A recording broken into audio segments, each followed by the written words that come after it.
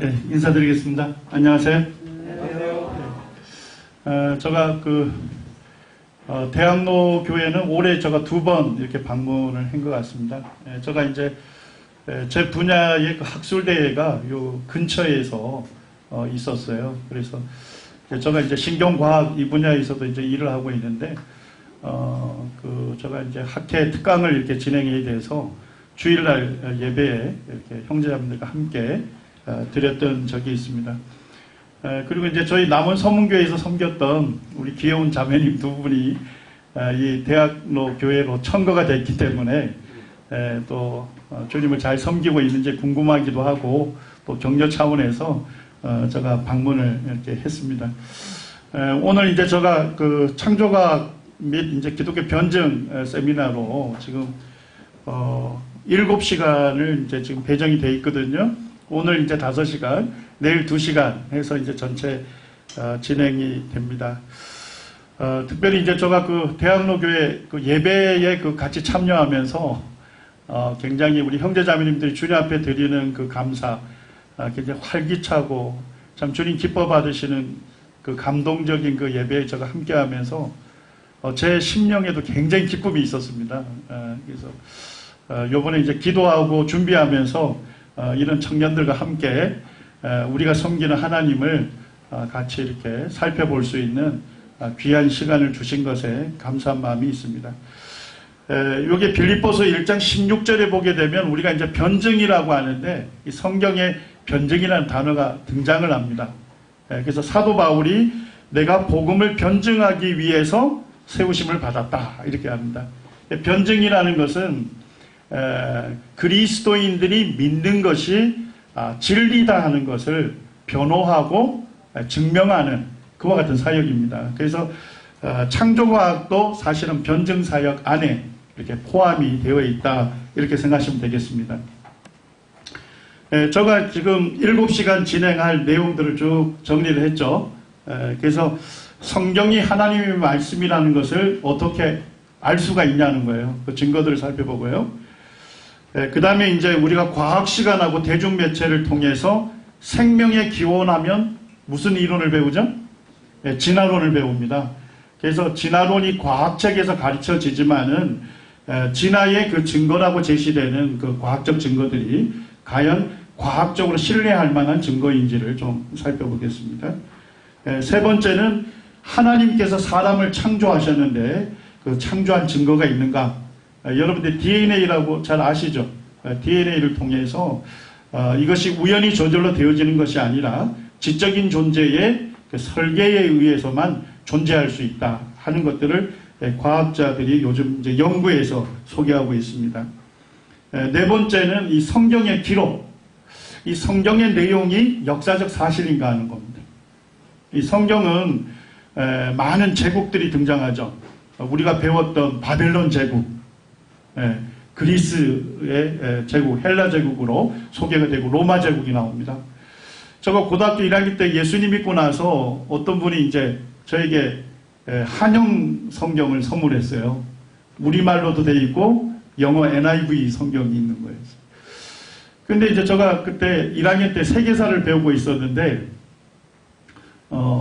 최초의 철기 문명을 사용한 나라가 어느 나라죠? 좋습니다. 히타이트 제국이죠. 근데 성경에 보다 보니까 헷이라고 하는 그 헷 족속이 나오더라고요. 그 헷 족속이 어느 족속일까? 그래서 이제 영어를 봤더니까 히타이트라고 되어 있더라고요. 그래서 제가 성경에 기록되어 있는 것들은 세계사 중심에서 확인이 가능하고 검증 가능한 거구나 하는 것을 느꼈어요. 그 다음에 이제 바벨론 제국에 대해서 배우다 보니까 그 바벨론 제국, 신바벨론 제국을 창건한 그 왕이 있습니다. 그 역사에서는 네부카드네자르 2세라고 하는데, 근데 성경에서 뭐라고 하죠? 느부갓네살 왕이라고 등장합니다. 그래서 음력이 달라요. 똑같은 이름인데 발음을 어떤 체계를 사용하느냐에 따라서 네부카드네자르라고도 부르고 느부갓네살이라고도 부르는 겁니다. 그래서 제가 학생 때 굉장히 놀랐었어요. 이 성경의 기록이 세계사 변두리에서 기록된 사건들이 아니라 세계사 중심에서 일어났던 그 하나님의 역사를 기록한 것이 성경이구나 하는 것을 그때 알게 됐습니다. 그래서 고고학적 증거들을 좀 통해서 이 성경에서 나오는 제국이라든지 그 다음에 인물들, 그 다음에 지역, 그 다음에 사건들 이런 것들을 지금 현재 확인이 가능하다 하는 것을 살펴보겠습니다. 다섯 번째는 하나님 정말로 계시냐는 거예요. 하나님께서 이 세상 만물을 창조하셨죠. 그분이 지금도 살아계셔서 이 세상 역사를 주관하시는 분이에요. 그걸 우리가 어떻게 알 수 있냐는 거예요. 이 성경의 3분의 1 분량이 예언입니다. 예언이 뭔지 아시죠? 미래의 사건, 아직 이루어지지 않는 그 사건을 말씀해줘요. 그걸 예언이라는데 그 예언이 역사 그대로 성취되는 것을 오늘날 우리가 확인이 가능합니다. 그래서 과거에 이루어진 예언 성취도 볼 뿐만 아니라 지금 오늘날 이루어져 가고 있는 그 예언의 성취에 대해서도 살펴보겠습니다. 그 다음에 이제 제가 사실 예수님 믿는 사람으로서 충격받는 그 질문 중에 하나가 대학생들한테 제가 이제 복음을 전하다 보면 대학생들이 그렇게 얘기합니다. 예수님이 역사적으로 실존했던 분이냐고 묻는 분들이 많습니다.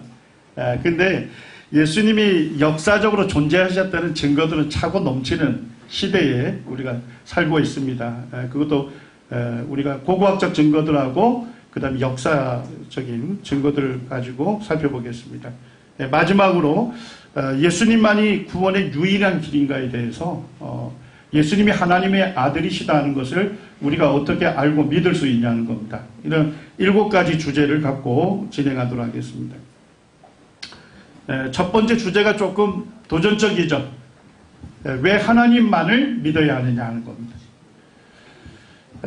이제 이런 질문을 하게 되면 요즘 이제 젊은 청년들이 굉장히 좀 불쾌한 반응을 하는 분들이 많아요. 왜냐니까 오늘날 우리가 살고 있는 게 다원주의 세계에서 살고 있잖아요. 그래서 모든 종교는 나름대로 진리를 갖고 있다. 그렇지만은 어떤 종교의 진리라 해서 그것이 절대 진리는 아니다. 이렇게 사실 대학에서 배우고 있습니다. 인문학에서도 대부분 그렇게 얘기를 하고 있죠. 세상에는 종교가 여러 개가 있고 또 그 종교에서 믿는 신들이 많잖아요. 그런데 왜 성경에서 말씀하는 그 하나님만을 믿어야 하느냐? 참 이 부분에 대해서는 다양한 반응이 있습니다. 제가 그 네팔 선교사 한 분을 알고 있는데 네팔 사람들이 섬기는 신의 가지수가 어느 정도인지 아세요? 1억 5천에서 한 2억까지 신이 있대요. 그 네팔 사람들은 자기가 태어나서 죽을 때까지 자기 나라 사람들이 섬기는 신도 다 알지 못하고 죽는 거예요. 그런데 이 많은 신들 중에서 왜 하나님만을 섬겨야 하는가, 믿어야 하는가 하는 겁니다. 먼저 성경은 어떻게 말씀하는지 한번 우리 같이 읽기 원합니다. 역대상 16장 26절 우리 같이 읽겠습니다. 시작. 만군의 모든 신은 헛것이나 여호와께서는 하늘을 지으셨도다. 만국의 모든 신은 헛것이라는 겁니다. 아주 쉽게 말씀드리면 참신이 아니라는 거예요. 더 쉽게 말씀드리면 짝퉁신이라는 겁니다. 자, 그렇지만은 하늘을 지으신 분은 누구시래요? 여호와 하나님이시라는 겁니다. 조금 더 과학적으로 표현하면 이 우주 만물을 지으신 유일한 한 분이 계신데 그분이 누구래요? 여호와 하나님. 하나님이시라는 것입니다. 그리고 여러분과 저를 지으신 유일한 분이 계신데 그분이 누구라는 겁니까? 하나님이시라는 겁니다. 하나님께서 나를 지으셨기 때문에 지음받은 내가 나를 지으신 그 하나님을 경배하고 섬기는 것은 어떻습니까? 인간이 합당한 본분이고 당연한 뭡니까? 도리라고 성경에서 말씀하고 있는 거예요. 자, 근데 우리의 문제는 뭘까요? 하나님께서 창조주라는 걸 어떻게 우리가 알 수 있냐는 겁니다. 하나님께서 우주 만물을 지으셨고 또 여러분과 저를 지으신 분이시다는 것을 우리가 어떻게 알 수 있냐는 겁니다. 자, 하나님 우리에게 두 가지 증거를 주셨어요. 자, 첫 번째가 무슨 책입니까? 성경입니다. 이 성경은 창조주의 말씀이에요. 성경을 자세하게 읽어보면 하나님께서 우주 만물과 사람을 지으신 분이시다는 것을 알 수 있도록 기록해 놓은 거예요. 자, 그 다음에 이 우주 만물은 성경 말씀대로 보면 누가 만드신 거예요? 하나님 만드신 거죠. 자, 그러면 우리가 어떤 작품이 있으면 그 작품을 잘 보면 뭘 알 수 있나요? 그 작품을 만든 작가의 정신세계, 뭘 생각하는지도 알 수 있고, 작가의 뭐도 알 수 있어요. 능력도 알 수 있잖아요. 어린아이가 그린 그림인지 아니면 예술적인 그런 고도로 훈련된 사람이 그린 그림인지 우리가 그 작품을 보고 알 수 있잖아요. 마찬가지입니다. 이 우주 만물을 자세하게 살펴보게 되면 이것을 만드신 분의 생각을 알 수 있어요. 왜 하나님께서 이 우주 만물을 만드셨을까? 그 하나님의 목적, 이 모든 것들을 창조하신 그 목적을 알 수 있습니다. 그리고 하나님께서 만드신 것들을 자세하게 살펴보면 이것을 설계하고 만드신 이의 능력도 알 수 있어요. 그분이 얼마나 놀라우신 분인지를 알 수 있습니다. 오늘 이제 첫 시간은 이 성경과 우주 만물을 통해서 하나님 어떠한 분이신지를 좀 살펴보기를 원합니다. 저는 이제 과학 활동을 했기 때문에 전반부는 좀 과학적인 내용들을 제가 좀 다루기를 원합니다. 여기에 보면 그 현대 해양학의 아버지라고 부르는 그 해양학자가 있습니다. 매투머리라고 하는 분이 있는데, 이분이 이제 한 160년 전만 해도 이 해양 분야에서는 최고의 과학자였습니다. 이분이 이제 그 실제 있었던 그 이야기를 보게 되면 이분이 병이 들어서 이제 그 병원에서 병상 생활을 한 것 같아요. 그래서 이제 자녀들이 와서 매일같이 성경을 읽어주었습니다. 자, 근데 어느 날 자녀들이 읽어주는 성경 말씀을 듣다가 이분이 굉장히 충격을 받아요. 그때 말씀이 시편 8편 말씀을 읽어줬는데 그 8절에 보니까 매투머리 이 해양 과학자가 아주 관심 있는 단어가 나와요. 뭐가 나오죠? 해로. 그러니까 160년 전만 해도 바닷물이 한 곳에 이렇게 머물러 있다고 생각했습니다. 그런데 매투머리가 성경 말씀을 듣는데 보니까 해로가 나오는 거예요. 바닷물이 뭐예요? 특정한 경로를 따라 뭐 한다는 거예요? 이동하는 그 길이 정해져 있다는 거예요. 그래서 이분이 이런 생각을 합니다. 내가 바다에 대해서는 최고의 권위자라고 생각하는데 뭐가 있는지 몰랐어요. 해로가 존재한다는 것을 알지 못했다는 거예요. 그런데 성경에 해로가 존재한다고 기록되어 있으니까 틀림없이 있을 거다. 자, 이 사람은 이 성경이 누구의 말씀이라는 걸 믿고 있는 거예요? 하나님 말씀. 하나님께서 성경에 해로가 존재한다고 기록하셨다면 틀림없이 있을 거다. 이런 이제 믿음을 갖고서 이분이 이제 병이 나오면 자기가 찾아봐야 되겠다는 그와 같은 생각을 갖고 실제 나은 다음에 이제 대서양에서 이분이 연구를 합니다. 연구를 하다 보니까 바닷물이 한 곳에 머물러 있는 게 아니고 바닷물이 이동하는 뭐가 있어요? 특정한 길이 있다 하는 것을 이분이 발견하게 되죠. 그리고 이제 이분이 발견한 것을 지도에다가 이렇게 그 해로를 표기하게 된 거예요. 자, 이게 최초에 뭐가 된 겁니까? 해양 지도가 된 것입니다.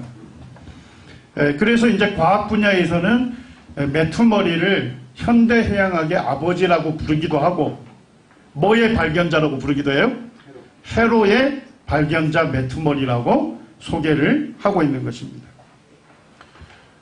이분의 그 묘가 그 미국 버지니아주에 있는데 그 묘비명에는 이렇게 기록이 되어 있답니다.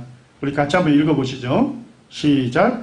해양학의 아버지 매투머리는 시편 8편 8절을 읽고 해로가 있음을 깨달아 최초의 해양 지도를 만들었다. 성경에 해로가 존재한다는 것을 알고서 과학적인 탐구를 통해서 해로를 발견했을 때가 지금으로부터 한 160년 전입니다. 자, 그런데 해로가 존재한다는 시편 8편 말씀은 언제 기록됐을까요? 이 시편 8편은 이스라엘의 2대 왕이었던 다윗 왕이 기록한 거예요. 자, 다윗은 언제 인물일까요? 주전 1000년 인물입니다. 그러니까 지금으로부터 얼마 전이에요?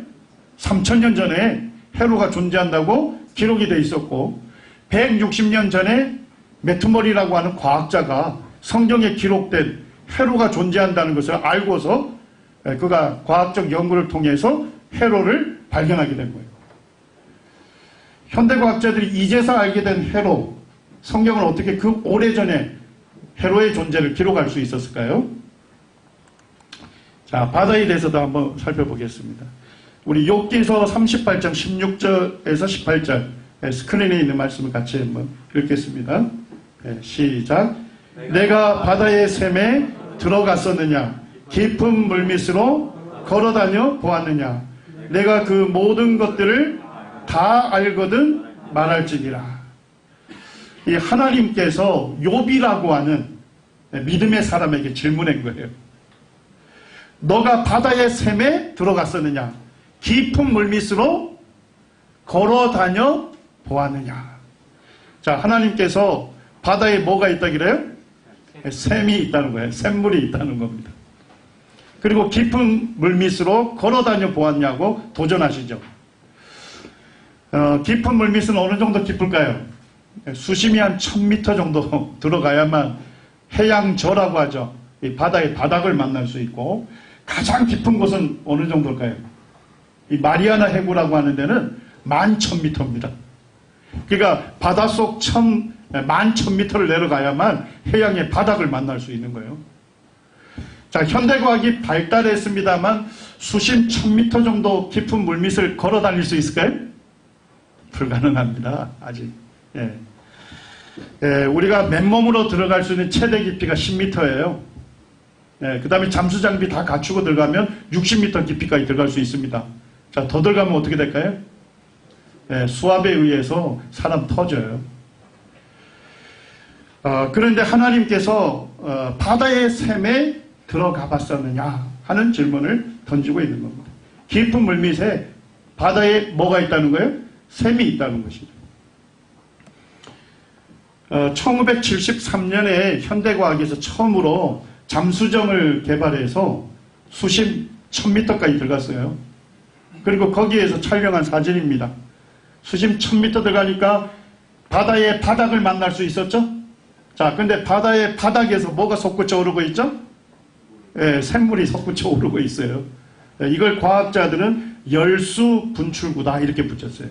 그 물이 한 350도 정도 뜨거운 물이에요. 그래서 열수가 분출하는 구멍이다. 성경은 3500년 전에 바다에 뭐가 있다고 기록하죠? 샘이 있다는 것입니다. 우리나라 과학자들도 불과 한 10년 전이네요. 그때 탐사선 온누리호를 개발했습니다. 그리고 해저 몇 미터까지 들어갔습니까? 1200m까지 들어갔어요. 자, 그때 촬영한 동영상이에요. 해양 바닥에서 뭐가 솟구쳐 오르죠? 샘물이 솟구쳐 오르죠? 이게 한 350도 정도 되는 뜨거운 물이 분출하는데 이 열기에 의해서 생물들이 거기서 살고 있는 거예요. 자, 수심 1000m라면 햇빛이 들어갑니까? 못 들어가죠. 그런 차가운 물밑인데도 350도 되는 뜨거운 물들이 분출이 되면서 그 옆에 말미잘이라든지 바다의 개 이런 것들이 지금 서식하고 있다는 것을 동영상으로 촬영하고 사진으로 오늘날 우리에게 제시해 주고 있는 것입니다. 자, 제가 한번 여러분들에게 물어보겠습니다. 오늘날 과학자들이 이 성경이 사실이라는 것을 증명할 의도로 연구했을까요? 그건 전혀 아니겠죠. 단지 뭐예요? 깊은 바다 속은 어떤 세계일까? 궁금했을 거예요. 그래서 탐구했겠죠. 그렇게 봤더니까 그들이 알려주는 정보는 뭐예요? 성경의 기록이 너무나도 정확하다는 겁니다.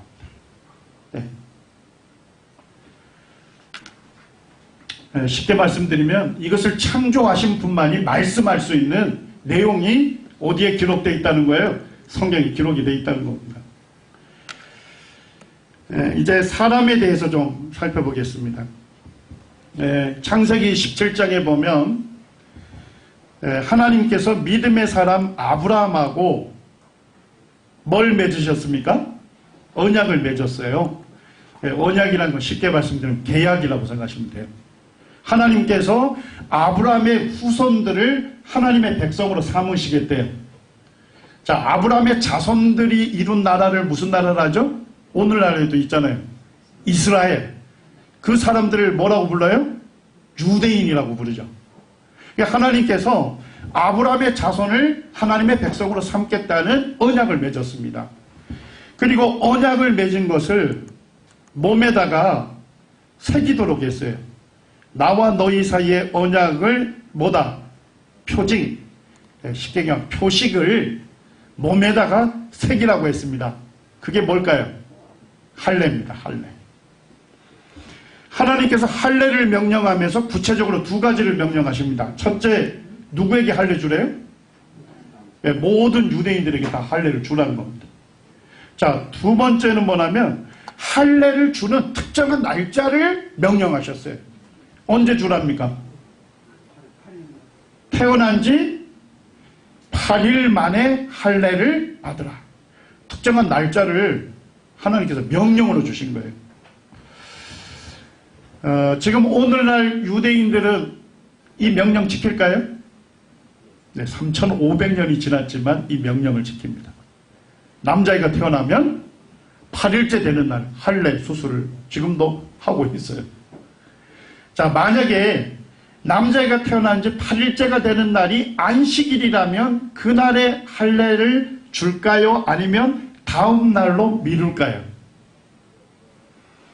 자, 안식일이 뭔지 아시죠? 유대인들 지금도 안식일 지켜요. 안식일이라는 것은 모든 노동을 금지하고 자기들을 창조하시고 자기들을 하나님 백성으로 삼아주신 하나님만을 예배하는 날이 안식일이에요. 제가 이스라엘 여러 번 방문합니다만 안식일이 되면요, 길거리 자동차 없습니다. 자동차 전부 다 파킹되어 있어요. 네. 그리고 이제 제가 작년에 그 예루살렘에 있을 때 안식일이었는데 호텔에서 이제 제가 아마 15층인가 묵었는데 지하 1층에 있는 그 레스토랑에서 밥을 먹어야 했어요. 엘리베이터 타려고 엘리베이터 버튼을 자꾸만 누르는데 작동이 안 되는 거예요. 아무리 눌러도. 그러다가 조금 있다 보니까 자동으로 그냥 열리네요. 저거 서 있으니까. 그래서 제가 탔습니다. 또 누르니까 안 닫혀요. 시간이 되니까 자동으로 닫혀요. 근데 바로 밑에 층 가니까 또 자동으로 열리네요. 누르지도 않았는데. 그리고 조금 기다렸다 닫히고 이렇게 해서 지하 1층까지 내려가는 거예요. 알고 봤더니까 안식일 날에는 엘리베이터 단추를 누르는 것도 뭐라고 생각하는 거예요? 그것도 일로 생각하고 24시간 동안 자동으로 열렸다 닫혔다 하는 거예요.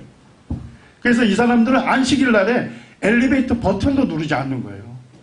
자, 그런데 남자아이가 태어난 지 8일째가 되는 날이 안식일이라면 그날에 할례를 줬을까요? 다음 날로 미뤘을까요? 그날에 줬습니다. 왜 그날에 주었는지 알겠죠? 하나님께서 명령하셨잖아요.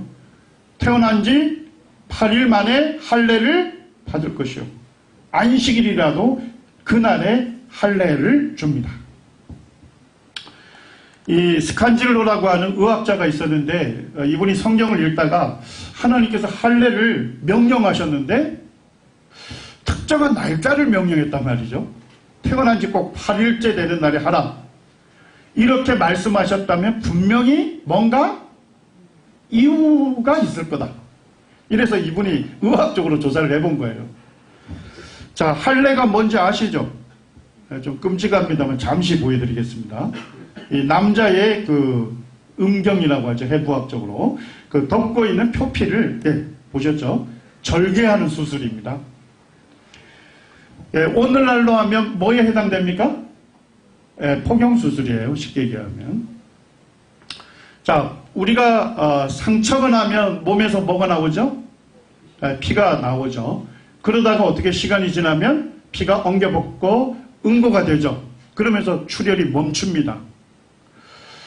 그러니까 우리가 상처가 나면 혈액만 나오는 게 아니고 혈관 속에 피를 엉겨 붙게 하는 단백질이 있어요. 이거를 혈액 응고 단백질이랍니다. 조금 뭐 어렵긴 하지만 하나님께서 우리를 위해서 만드신 거니까 한번 불러보시죠. 자, 프로트롬빈. 예, 졸리시죠 좀? 예, 프로트롬빈. 예, 이 프로트롬빈이라는 이 물질이 분비되면서 혈액을 이렇게 달라붙게 해요. 그렇게 해서 응고시킵니다. 그래서 출혈이 멈춰지는 거예요. 우리 어른들 혈관 속에 있는 이 혈액을 응고시키는 단백질의 양이 거의 비슷합니다. 자, 그래서 기준치 뭐로 삼은 거예요? 100%를 잡았어요. 그리고 남자아이가 태어나게 되면 혈액 속에 있는 응고 단백질의 양을 측정해 봤습니다. 자, 첫째 날, 둘째 날 쭉 아시겠죠? 자, 만약에 남자아이가 태어난 지 3일이 되는 날에 할례 수술을 하게 되면 어떤 문제가 생길까요? 자, 혈액을 응고시키는 단백질이 어른들에 비해서 몇 %밖에 안 돼요? 한 30%밖에 안 되잖아요. 적어도 너무 적죠? 자, 그때 할례 수술을 하게 되면 무슨 위험이 생길까요? 혈액 응고 안 되고 과다 출혈로 인해서 신생아의 생명이 위험할 수 있는 거예요. 저의 얘기가 아니고 의학자들이 연구해서 그것들을 보고하고 있어요. 생후 2일 내지 5일째인 신생아의 경우 뭐에 민감하대요? 출혈에 특히 민감한 것을 관찰했다. 이 기간에 출혈이 일어나는 경우는 어디에 심각한 손상을 일으킨대요? 뇌에 심각한 손상을 일으키고 쇼크와 빈혈로 인해서 뭐까지도 초래할 수 있다. 죽음까지도 초래할 수 있다. 이 얘기입니다. 그래서 이걸 방지하고 있는 거예요.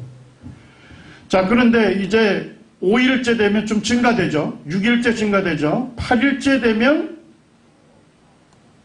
어떤 할례 수술하는데 이점이 있습니까? 네? 어떤 이점이 있죠?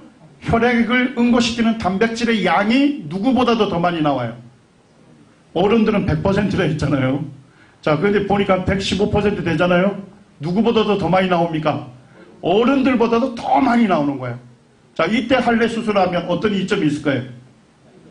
빠르게 응고가 되고 출혈로부터 신생아의 생명을 안전하게 보호할 수 있겠죠. 거기서 끝나는 게 아니에요. 9일째 떨어지고 10일째 떨어지는데 10일째 양이 거의 일생에 거의 비슷한 양이 쭉 유지가 되는 거예요.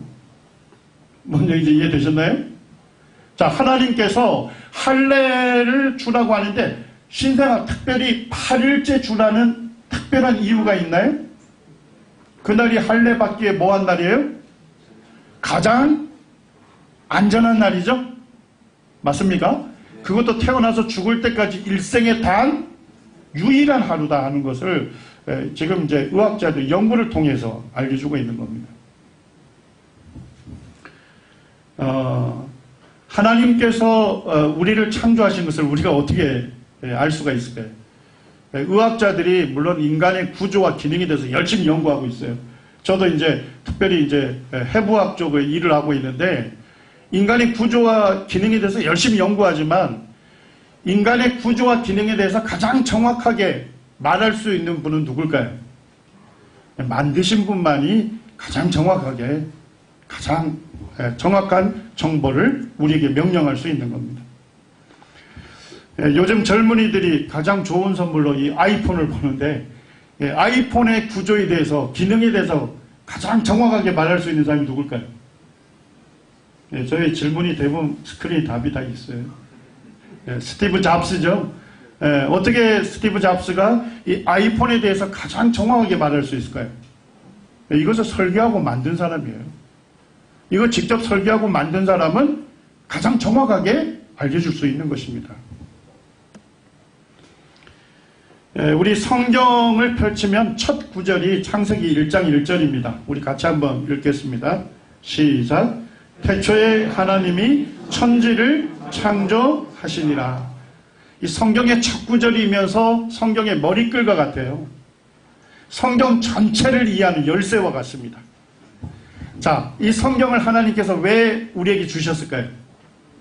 이 성경을 보게 되면 하나님이 어떠한 분이신지 알 수 있어요.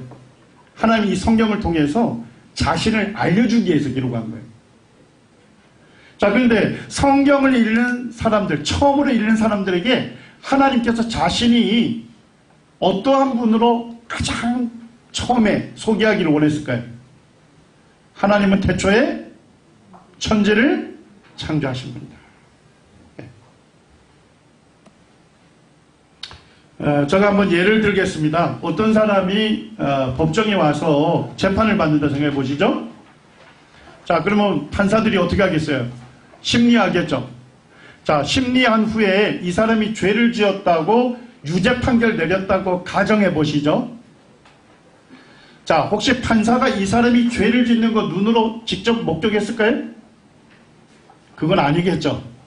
자, 그런데 어떻게 그 사람이 죄를 지었다고 확정적으로 유죄 판결을 내릴 수 있을까요? 예, 눈으로 보지 않았지만 뭐가 있으면요, 확실한 증거가 있다면 안전하게 판결할 수가 있는 것입니다. 예, 하나님은 우리 눈으로 볼 수 없어요. 왜냐니까 하나님은 영이십니다. 우리와 같은 뭘 안 갖고 계셔요? 이 육체를 갖고 계시지 않아요. 그렇지만은 하나님은 어떤 분이십니까? 사도행전 17장 31절에 보니까 모든 사람에게 무엇을 주셨습니까? 하나님을 믿을 만한 증거를 주신 거예요. 네. 증거가 있다면 우리가 믿을 수 있겠죠. 자, 그런데 증거가 있는데도 믿지 않는다면 누구 책임이에요? 결국 믿지 않는 사람 본인의 책임이 되는 거예요. 네, 이제 의학적인 거 좀 얘기하겠습니다. 제가 이제 그 대학원 다닐 때 보건대학원을 다녔어요. 근데 그때 이제 한 교수님이 본인이 책을 썼다고 자랑을 했었거든요. 근데 그 책 제목이 뭐냐면 성경 속 현대의학과 위생. 저는 주제를 딱 보는데 저에게는 굉장히 감동적이었어요. 아니, 성경이 굉장히 고대에 기록된 책인데 거기에 뭐가 기록되어 있대요? 현대의학. 오늘날 의학자들이 발견하고 그 다음에 의학에 있어서 가장 중요한 기본 원리들이 성경에 그 오래전에 다 기록이 되어 있다는 거예요. 네. 제가 그래서 굉장히 놀라가지고 그 책을 본 적이 있습니다. 거기에 있는 책을 내용을 좀 소개를 하겠습니다. 이 민수기 기록은 이 믿음의 사람이 모세를 통해서 하나님이 기록하셨어요. 3,500년 전 기록이에요. 근데 19장 11절에 보면 시체 만진 사람을 하나님께서 특별하게 여기셔요. 자, 11절에 보시면 사람의 시체를 만진 사람은 어떤 사람으로 규정하래요? 부정한 사람으로. 자, 그리고 며칠 동안 부정하게 되죠? 7일 동안 부정한 자로 규정이 됩니다. 그 다음에 이제 16절에서도 누구든지 들에서 칼에 죽은 자나 시체나 사람의 뼈나 무덤을 만졌으면 며칠 동안 부정한다고요? 7일 동안 부정하리니 이렇게 되어 있습니다. 그러면서 5장 2절에서는 죽음으로 부정케 단 자들을 다 어디로 내보내래요? 진영 밖으로. 자, 진영이라는 게 뭐예요? 사람들이 사는 마을을 얘기하는 거예요. 마을 어디로요? 밖으로 내보내래요. 자, 이런 얘기예요. 어떤 사람이 오다가 시체를 만졌어요. 손에. 그러면 이 사람은 며칠 동안 부정하죠? 7일 동안 부정한 자로 규정이 되고 이 사람 마을에 못 들어갑니다. 마을 바깥에 격리된 장소에서 7일간 머물러야 돼요. 이해가 되셨나요? 그 다음에 들어갈 수 있어요.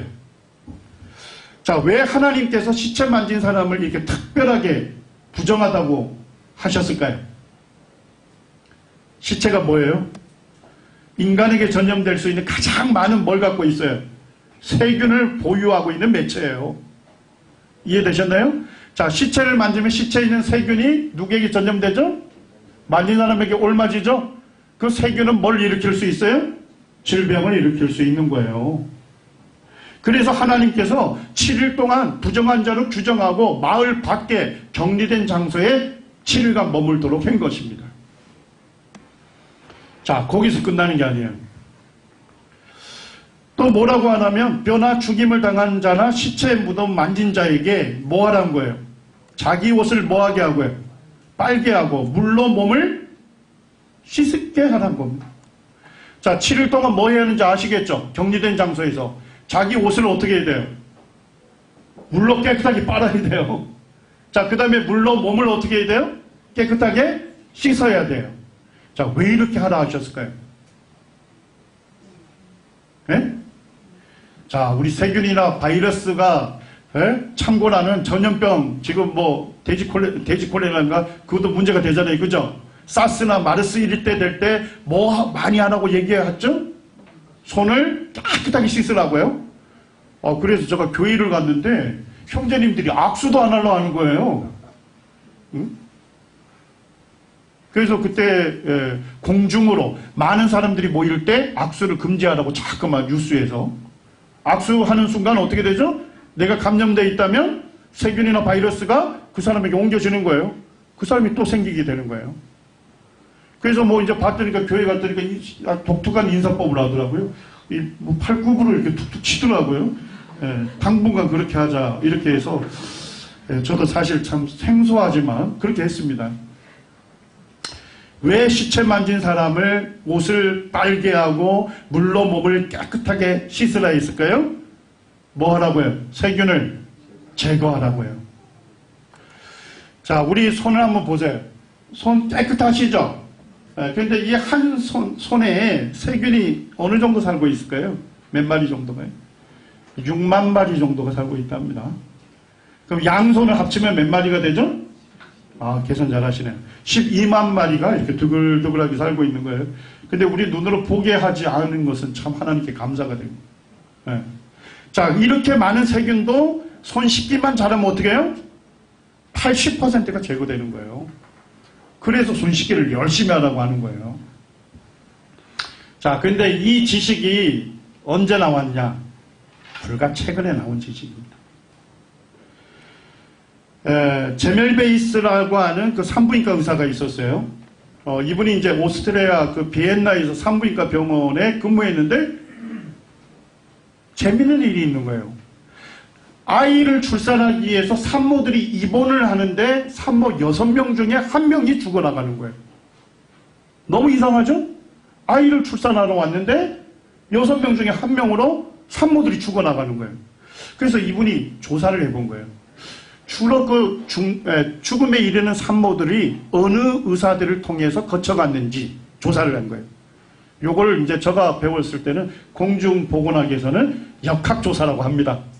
요즘 텔레비전에서 많이 나오죠? 예, 이 전형 경로, 그거를 이제 살펴보는 거예요.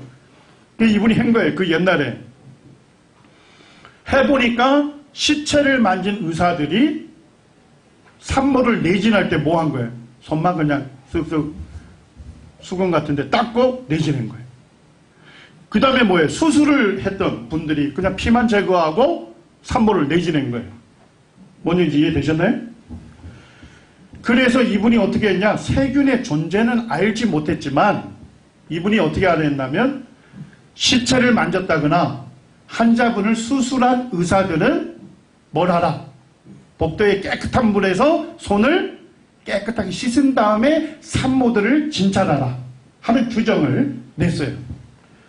자, 산모 사망률이 16%에서 몇 %로 떨어졌을까요? 몇 %래요? 1%로 떨어졌다니까. 그런데 그 시대의 의사들이 얼마나 무지했는지 이제 좀 얘기를 하겠습니다. 이거를 논문을 써가지고 학술대에서 논문을 발표하고 의사들에게 이와 같은 놀라운 발표를 한 거예요. 그런데도 의사분들이 무슨 생각했을까요? 야, 그게 너무 불편하다는 거예요. 예. 예? 아니, 지금까지 시체 만지거나 수술하고 그냥 피만 닦고 이렇게 바로 산모들을 내진하고 이렇게 해야 하는데 그걸 또 복도에 있는 물에다가 손을 깨끗하게 씻은 다음에 또 가서 하는 게 이게 너무 번거롭다. 그래서 그걸 무시해 버렸습니다. 그래서 제멜바이스가 계속 소개를 하니까 이 사람이 의사들에게 왕따가 됐어요. 이번에 정기를 읽어보니까 불행한 최후를 맞이했는데 왕따가 돼서 결국 정신과 병원에서 최후를 맞이했습니다. 그러니까 불과 180년 전만 해도 세균의 존재를 몰랐고 세균으로부터 어떻게 예방해야 하는지 전혀 몰랐던 겁니다. 패스트 잘 아시죠? 중세, 흑사병. 네. 그때 보면 4년 만에 유럽 인구의 얼마가 죽었습니까? 3분의 1이 죽었어요.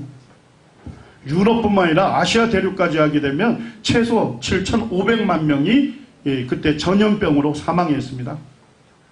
이 패스트균이 먼저 쥐에 감염이 되면요, 쥐에 살고 있는 지배륙을 통해서 지배륙이 딱 뛰어서 누구에게로 가요? 사람에게로 가서 패스트균을 옮겨주는 거예요. 그러면 급성으로 전염병이 일어나서 짧은 시간 내에 죽게 되는 겁니다. 그래서 흑사병이라 부른 이유는 뭐냐면 얼굴에 뭐예요? 검은 반점이 생겨서 사망을 해요. 그래서 우리나라에서는 흑사병이다 이렇게 붙였습니다. 자, 근데 왜 이렇게 4년 만에 유럽 인구의 3분의 1이 죽었을까요? 그 당시 의학을 제가 좀 소개를 해드릴게요. 잘못된 예방법과 치료법 때문인데 개와 고양이가 패스트를 옮긴다고 해서 누굴 죽이기 시작했을까요? 개하고 고양이를 죽였어요. 그러니까 쥐에 뭐가 사라졌죠? 천적들이 싹 사라진 거예요. 그러니까 더 빨리 창궐했겠죠. 자, 공기를 통해서 전염이 된다 해서 중화시키기 위해서 불을 내거나 고약한 냄새를 환자분에게 맡으라 했습니다. 그렇지 않아도 죽기 일보 직전인데 아주 안 좋은 이 공기를 마시도록 한 거죠. 더 빨리 죽음에 이르도록 도와준 거죠. 자, 흡연자가 걸리지 않는다고 해서 비흡연자에게도 뭘 피우게 한 거예요? 담배를, 그 독한 담배를 피우게 했습니다. 더 치명적인 게 뭐죠? 방열법. 피를 뽑아야 살 수 있다 해서 피를 뽑기 때문에 영양 상태가 더 안 좋아져서 빨리 죽음에 이르게 된 거죠. 왜 4년 만에 유럽 인구가 3분의 1이 죽었는지 아시겠죠? 근데 놀라운 일이 있어요. 유대인들이 사는 구역에는 사람이 안 죽는 거예요. 유대인들이 중세에는 어느 나라로 가든 환영받지 못했습니다. 예. 왜 그런지는 아시죠? 중세 그 당시 캐톨릭이었잖아요. 근데 유대인들을 환영하지 않는 이유는 뭐예요? 유대인들이 누구를 죽였다? 예수님을 죽였다 하는 그와 같은 그것 때문에 유대인들이 오게 되면 유대인들만 살 수 있는 마을을 지정해 줬습니다. 거기에서만 거주해야 했어요. 그걸 게토라고 합니다. 아니, 옆마을에서는 사람들이 죽어나가고 길거리에 시체가 장사도 못하고 그냥 여기저기 흩어져 있는데 유대인들이 사는 그 게토, 그 지역에는 사람의 시신이 나오지 않는 거예요. 왜 그랬을까요? 왜 유대인들이 사는 곳에는 전염병이 언급을 하지 못했을까요? 자, 유대인 중에 한 사람이 바깥에 나갔다 시체를 만졌어요. 들어오면 어떻게 되죠? 안 되죠. 자, 시체를 만졌으면 그 사람은 부정한 자가 되죠? 7일 동안 어떻게 해야 돼요? 마을 바깥에 격리된 장소에 머물러야 돼요. 자, 그리고 그 사람의 옷을 어떻게 하죠? 물로 깨끗하게 빨아야 되죠? 7일 동안 물로 몸을 어떻게 해야 돼요? 깨끗하게 씻어야 돼요. 오늘날과 같은 철저한 세균 예방법을 썼다 이런 얘기입니다. 이해가 되셨나요? 그래서 유대인들은 죽지 않았던 거예요. 근데 성경에서 하나님께서 이것만 규정한 게 아니에요. 자, 19장 12절에 보니까 시체 만진 사람은 뭘로 씻으래요? 잿물로 스스로 정결케 할지다. 잿물이 뭡니까? 예, 잿물이에요, 그냥. 예, 나무를 태우면 재가 남잖아요? 거기다 물로 썩는 걸 잿물이라 하는 겁니다. 자, 잿물로 몸을 어떻게 하래요? 깨끗하게 씻으라는 거예요. 자, 왜 이렇게 하게 했을까요? 자, 우리 상처나면 어떻게 하죠? 상처에 세균이 있을 수 있잖아요. 그죠? 그래서 소독약 바르죠? 과산화수소 같은 거. 예, 그 바르면 부글부글 막 끓잖아요. 그죠? 세균이 소독되는 거예요. 자, 이거를 탄산수라 하는데 가만히 보니까 뭐가 탄산수예요? 잿물이 탄산수라는 걸 알게 된 겁니다. 오늘의 현대의학자들.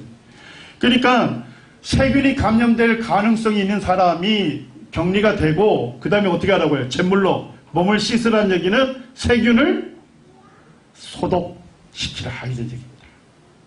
네. 현대과학자들이 오늘날 이제 알게 된 것들이에요.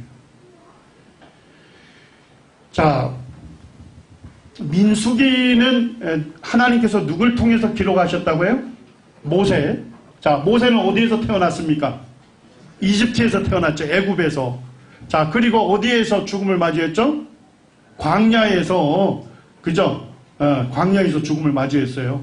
가나안 땅에 못 들어가고. 자, 근데 지금 모세 당시에 그 이집트의 의사들의 그 처방전이 발견이 됐어요. 이걸 이제 에벌스 파피루스라는데 재밌는 얘기들이 거기에 등장합니다. 자, 상처에 감염된 사람은 어떻게 치료하래요? 벌레의 피와 나귀 똥 혼합물을 바르랍니다. 한번 해보시기 바랍니다. 더 빨리 곪게 되고 더 넓은 부위가 세균에 감염될 겁니다. 자, 탈모증으로 고생하는 분들 계시죠? 꼭 집중하시기 바랍니다.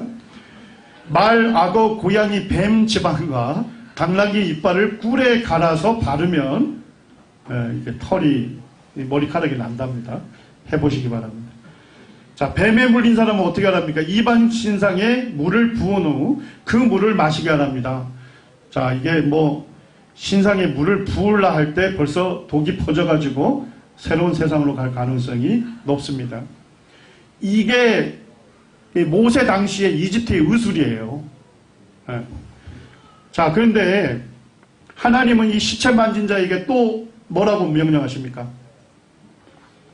자, 우슬초가 나오죠. 이게 우슬초입니다. 이 식물을 가져다가 그 물을 찍어서 시체나 무덤을 만진 자에게 뿌리랍니다. 자, 뭔 얘기예요? 대야가 있죠. 자, 대야에 물을 담그면 우슬초 있죠. 그걸 거다가 집어넣는 거예요. 이해가 되셨어요? 자, 그 다음에 충분히 넣은 다음에 그 우슬초, 물이 가득 묻은 우슬초로 그 사람의 몸에 뿌려서 그 사람의 몸을 씻는 거예요. 자, 왜 이 우슬초를 담겨진 물에다가 그 몸을 뿌리라 했을까요? 오늘날 의학자들이 우슬초가 뭐라는 거예요? 매우 효과적인 살균제고 항균제라는 것을 알게 된 거예요. 자, 이게 언제 하나님께서 주신 명령이래요? 3,500년 전에 주신 명령이에요. 자, 3,500년 전이면 우리나라 역사상 무슨 나라였을까요? 고조선 시대입니다. 그 오래전에 하나님께서 주신 명령이에요. 자, 그런데 이와 같은 예방법, 세균의 존재를 발견한 게 이 파스텔이라고 하는 크리스찬에 의해서 발견이 되는데 불과 몇 년 전입니까? 150년 전밖에 안 돼요. 그런데 성경은 전염병에 대한 지식과 세균에 대한 예방법을 언제 가르치고 있다고요? 3,500년 전에 가르치고 있다. 이거 얼마나 놀라운 겁니다. 자, 예를 들어서 오늘날 한번 예를 들어 보시죠. 자, 제가 만약에 외국에 갔는데 그 나라에 전염병이 돌았던 나라라고 생각해 보세요.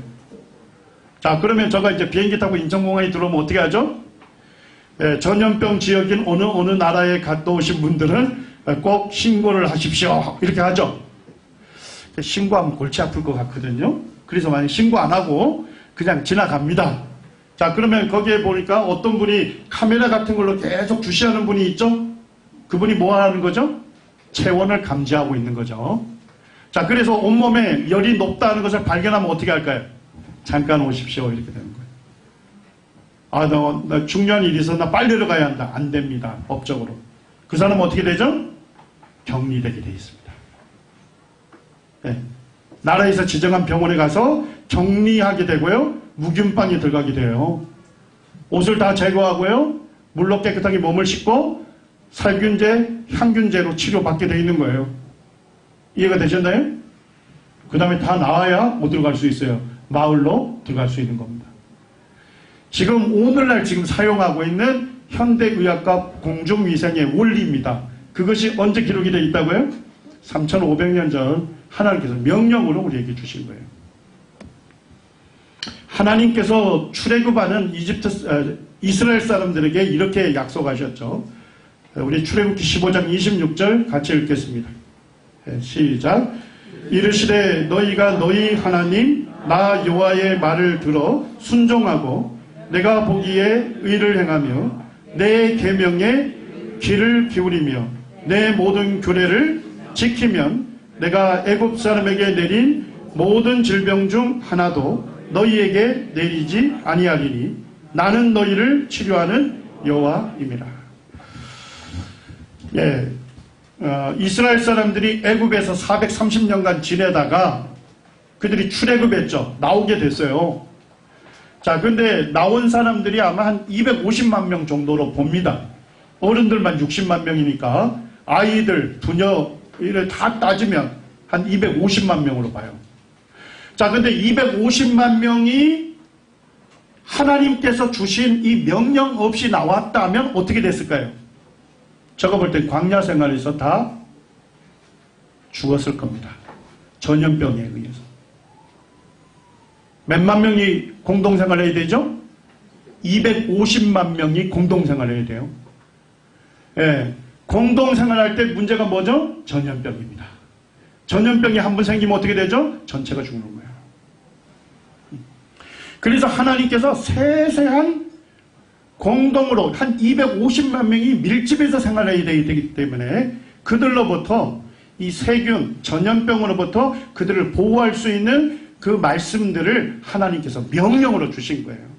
이 명령을 어겼으면 어떻게 됐을까요? 그때 하나님의 제단을 범한 법이 규율로 정해졌어요.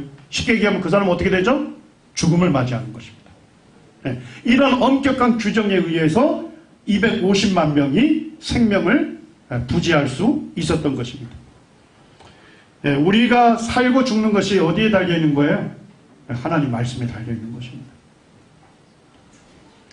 자, 제가 지금까지 한 45분 정도 이렇게 전했는데 한번 주제를 정리하고 좀 10분 쉬도록 하겠습니다. 자, 성경이 지금 한 권으로 이렇게 되어 있죠. 근데 성경을 우리가 뭐라고 불렀냐면 성경 전서라고 불렀어요. 전서.